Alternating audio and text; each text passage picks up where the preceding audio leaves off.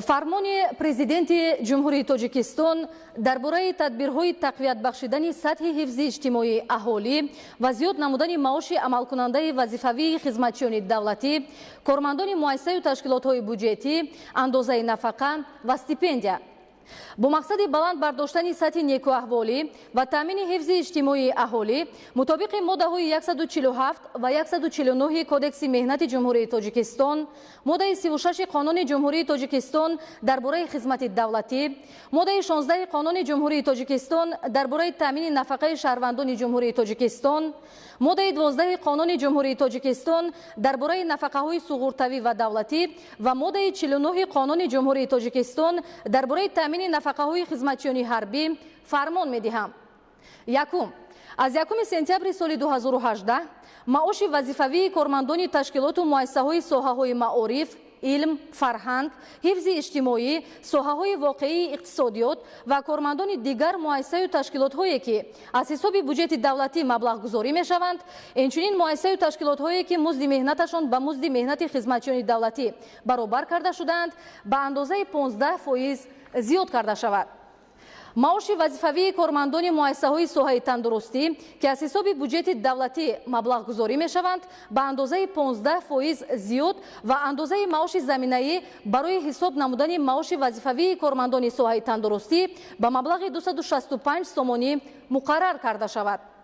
андозаи маоши заминавӣ ҳамчун асоси коэффициентҳои тарифӣ барои хизматчиёни давлатии мансабҳои маъмурии категорияҳои олӣ, якум, дуюм, сеюм, чороми хизмати давлатии мақомоти идораи давлатӣ, мақомоти иҷроияи маҳаллии ҳокимияти давлатӣ ва мақомоти худидоракунии шаҳрак ва деҳот дар ҳаҷми 540 сомонӣ ва барои мансабҳои маъмурии категорияҳои панҷум, шашум, ҳафтуми хизмати давлатии мақомоти зикргардида дар ҳаҷми 600 сомонӣ муқаррар карда шавад. маоши вазифавии кормандони ҳайати техникӣ ва хизматрасонӣ, мақомоти идораи давлатӣ, мақомоти судӣ ва прокуратура, мудофиа, мақомоти ҳифзи ҳуқуқ, мақомоти иҷроияи маҳаллии ҳокимияти давлатӣ, мақомоти худидоракунии шаҳрак ва деҳот ки аз ҳисоби буҷети давлатӣ маблағгузорӣ мешаванд, ба андозаи 15% зиёд карда шавад.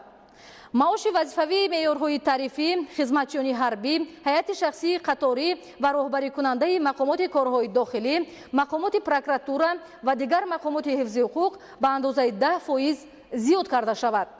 маоши заминавӣ ҷиҳати ҳисоб намудани коэффициентҳо барои рутбаҳои ҳарбии хизматчиёни ҳарбӣ ва махсуси кормандони мақомоти ҳифзи ҳуқуқ аз рутбаи қаторӣ то лейтенант 600 сомонӣ ва аз рутбаи лейтенанти калон то генерали артиш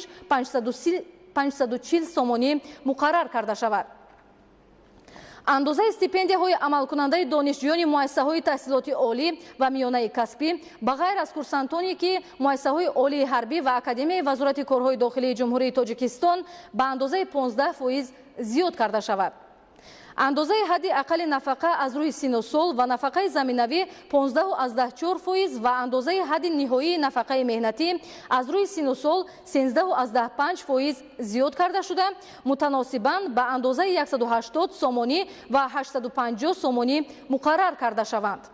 андозаи нафақаҳои меҳнатии амалкунандаи нафақагироне ки кор намекунанд ба истиснои аъзои хоҷагиҳои деҳқонӣ ба андозаи 30% ҳадди аққали нафақа аз рӯи сину сол зиёд карда шаванд.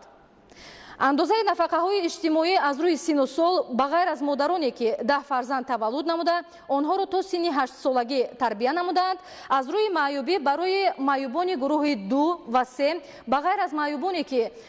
гурӯҳи 2 аз овони кӯдакӣ ва барои маҳрум шудан аз саробон ки мутобиқи қонуни ҷумҳурии тоҷикистон дар бораи таъмини нафақаи шаҳрвандони ҷумҳурии тоҷикистон таъин гардиданд, 60% ҳадди аққали нафақа аз рӯи сину сол муқаррар карда шавад.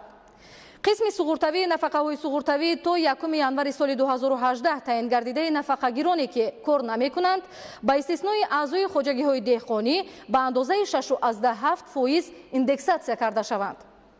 сармояи шартии нафақавии шахсони суғурташуда барои соли 2017 ба андозаи 6.7% индексатсия карда шавад. дуюм, ҳукумати ҷумҳурии тоҷикистон ва мақомоти иҷроияи маҳаллии ҳокимияти давлатӣ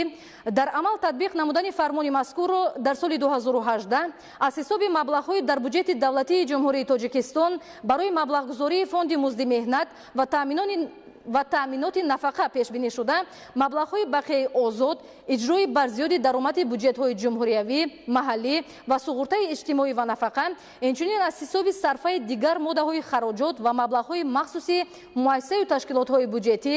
таъмин намоянд. дар муҳлати 1 моҳ қарорҳои худро ба фармони мазкур мутобиқ намоянд. ҳисобкунии музди миёнаи меҳнатро барои пардохти рухсатиҳои меҳнатӣ, кӯмакпулӣ, дар вақти аз кор рафтан, кӯмакпулӣ барои корношоямии муваққатӣ ва дигар ҳолатҳое ки ба пардохти музди миёнаи меҳнат алоқаманданд, ба ғайр аз нафақа, мутобиқи қоидаҳои ҳисобкунии музди миёнаи меҳнат барои пардохти рухсатиҳои меҳнатӣ, кӯмакпулӣ дар вақти аз кор рафтан, кӯмакпулӣ барои корношоямии муваққатӣ ва дигар ҳолатҳое ки ба пардохти музди миёнаи меҳнат алоқаманданд, ки бо қарори ҳукумати ҷумҳурии Тоҷикистон аз 1 июни соли 2007 таҳти рақами 313 таздиқ шуданд, амалӣ намоянд. Президенти ҷумҳурии Тоҷикистон Эмомалӣ Раҳмон шаҳри Душанбе 14 августи соли 2018